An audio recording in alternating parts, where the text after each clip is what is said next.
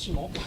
Le sentiment, c'est qu'on a gagné un point ce soir. Voilà, on a gagné un point parce qu'on dit souvent, quand on ne peut pas le gagner, le match, il faut savoir ne pas le perdre. On a été dominé sur le plan technique par cette équipe des Herbiers, même si offensivement, je pense qu'on était dans des bonnes dispositions et on aurait pu se créer beaucoup plus d'occasions si on avait fait preuve d'une meilleure maîtrise technique. Et à la fin du match, on s'en sort bien. On s'en sort bien puisque Axel nous fait encore un arrêt déterminant. Il frappe le poteau, c'est un petit miracle. Donc c'est un bon point de prix au vu de la physionomie du match. Et ce point, il comptera peut-être beaucoup. Vous n'avez pas fait la même deuxième mi-temps que la première? Non, mais même la première n'était pas une mi-temps aboutie. Alors c'est vrai qu'on s'est créé des occasions, mais on a eu beaucoup de déchets, surtout au milieu de terrain dans nos enchaînements. Donc on a eu un peu plus de mal que la semaine précédente. Après, j'avais demandé justement aux joueurs de ne pas être inhibés, de rester relâchés. Mais malheureusement, on a fait preuve un peu de fébrilité sur le plan collectif. Donc après, c'est pour ça que je suis juste en colère parce que dans le dernier quart d'heure, on doit être capable sur le terrain de sentir que le match nous échappe et de rester un peu plus en place et de ne pas se projeter. J'ai vu des joueurs qui étaient fatigués et qui essayaient encore d'attaquer, mais après il faut revenir et là ils avaient du mal à revenir. Donc on a limité la casse. Qu'est-ce qui a manqué ? Je vous dis, c'est sur le plan technique et sur nos enchaînements. Donc après, vous savez, quand on manque un contrôle et qu'on manque une passe, c'est difficile d'enchaîner et de créer du mouvement. Après, il ne faut pas tomber dans l'euphorie quand on gagne, il ne faut pas tomber dans la sinistrose quand on perd. Et quand on fait match nul, il faut rester lucide et se dire encore une fois que ce point est un point de gagner.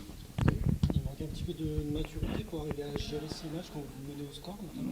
Ouais, vous savez, on prend l'égalisation au début de la deuxième mi-temps, mais on sentait à un moment donné qu'on pouvait être mis en danger. Donc c'est pas une question de maturité, c'est une question simplement de valeur par rapport à l'adversaire.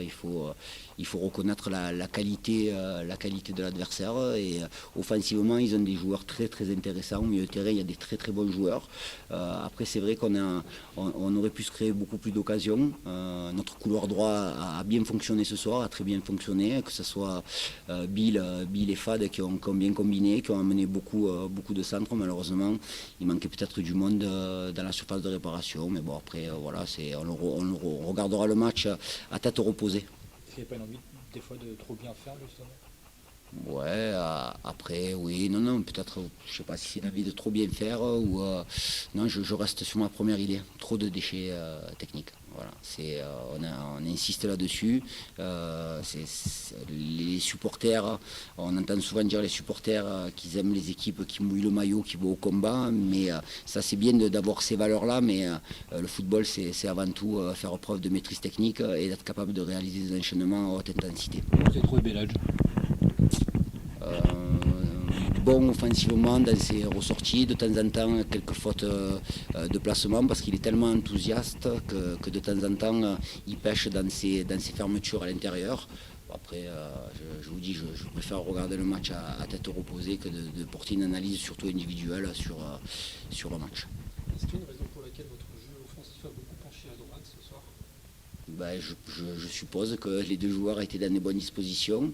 On avait préparé ça parce que je sais que le latéral gauche des Herbiers, qui est au demeurant un très bon joueur, c'est un garçon qui peut aussi évoluer dans l'axe.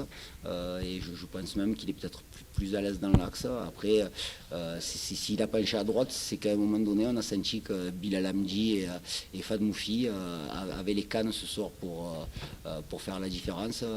Malheureusement, c'est vrai qu'on a manqué d'alternance dans le jeu, mais je ne sais pas si on aurait été capable de faire ce qui s'est passé sur le côté droit, sur le côté gauche ce soir. Pour du moins, il y a un match nul, il y a une série sans défaite qui continue. Je suppose que ça permet de travailler un peu plus tranquillement. Oui, bien sûr que ça permet de travailler tranquillement, même si on n'a jamais travaillé, même si on a travaillé dans l'urgence, on a toujours été lucide par rapport à la situation.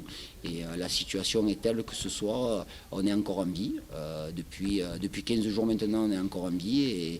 Et le fait d'être en vie, alors qu'il y a 1 mois et demi, on était mort et enterré, je pense même qu'il y a des obsèques qui avaient été organisées, mais elles ont été annulées après les quelques victoires soirs qui se sont passés. Donc on est en vie, c'est bien là l'essentiel. Il y a un point de reprise même par rapport à Catel. Il y a un point. Ouais, sincèrement, je ne connais pas les résultats. Je sais qu'Épinal et Belfort ont été performants ce soir parce que je crois qu'ils ont. Oui, a perdu 2-1 et Créteil 1-0. Créteil a perdu. Ah ben voilà, donc il y a un point de prix, donc on se retrouve à 2 points du premier non relégable. On est là, on va être au combat avec de nombreuses équipes parce que il y a beaucoup d'équipes qui sont concernées aujourd'hui par le maintien, mais plus on est de fous, plus on rit. C'est comment le match de la tribune? C'est pas terrible. C'est pas terrible. C'est même un peu stressant et angoissant. Donc je ferai attention la prochaine fois de maîtriser un peu mieux ma colère pour pas avoir le sentiment que j'ai eu ce soir. Vous avez réussi quand même à communiquer? Oui, on avait des moyens de communiquer, mais bon, il y a toujours un décalage entre le moment où on a le sentiment où on a envie de parler et le moment où l'information est retranscrite. Donc automatiquement, il y a un décalage. Si vous dites au talkie-walkie, dis à un tel de serrer dans l'axe, au moment où il va lui dire, l'action elle est déjà terminée, on est déjà passé dans une autre phase. Donc il y a un peu de décalage, mais voilà, après c'est tant pis pour moi. Hein. Est-ce qu'avec de la hauteur, tu vois peut-être plus de choses que sur le banc? Ouais, j'ai eu un peu des migraines en deuxième mi-temps, effectivement, avec beaucoup de hauteur.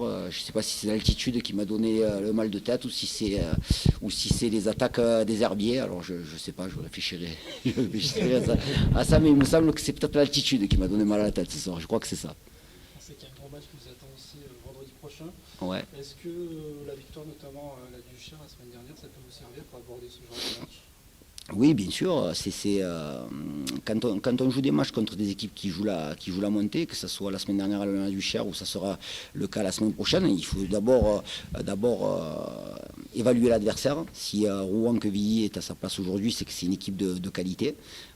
Mais c'est une équipe qui va être sous pression. Donc nous, on sait ce que c'est être sous pression. Hein. Ça fait quelques temps qu'on est quand même sous pression. Et c'est bien de tomber de temps en temps contre des équipes qui sont aussi sous pression.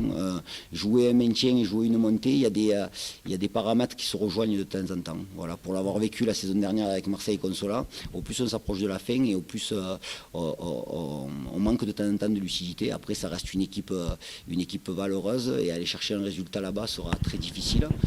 Mais on a prouvé ces dernières semaines qu'on en était capable, en espérant qu'on soit, je le répète encore une fois, et j'insiste là-dessus, meilleur dans notre maîtrise technique. Vous réussissez mieux avec les équipes du premier tableau que du bas tableau. J'ai pas compris. Vous réussissez beaucoup mieux avec les équipes du haut tableau que le bas tableau. Ouais, ben ça, de toute façon, on aura l'occasion de le confirmer ou l'infirmer dès la semaine prochaine. Et puis, on recevra encore des équipes de bas de tableau. Enfin, on va aller à Belfort, on va aller à Créteil. Donc, aujourd'hui, il reste 6 matchs. Donc, quel que soit l'adversaire, il faut être capable de prendre les points qui nous amèneront au paradis. On n'est pas mort. Hein. On n'est pas mort, exactement, on n'est pas mort. Donc, c'est la bonne nouvelle depuis 15 jours. Le CSSA est toujours en vie et il est plein de punch. Voilà. Et j'espère qu'on aura les ressources nécessaires pour être encore performant.